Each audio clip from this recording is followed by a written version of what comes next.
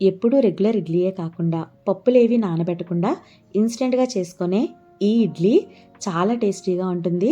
Try చేయండి.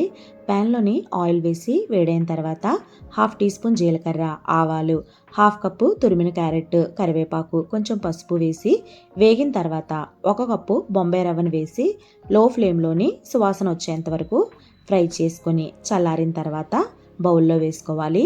ఇందులోని 1 cup పెరుగు, 3/4 టీ స్పూను బేకింగ్ సోడా వేసి బాగా మిక్సీ అయ్యేలాగా కలిపి ఇడ్లీ కన్సిస్టెన్సీ వచ్చేలాగా వాటర్ కలుపుకొని రుచికి సరిపడా సాల్ట్ వేసి 10 నిమిషాలు పక్కన ఉంచాలి.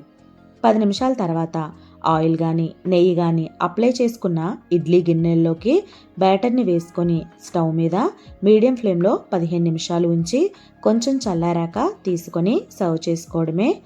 ఇది మీరు తప్పకుండా ట్రై చేసి మీకు ఎలా కుదిరిందో కమెంట్ సెక్షన్లో చెప్పండి.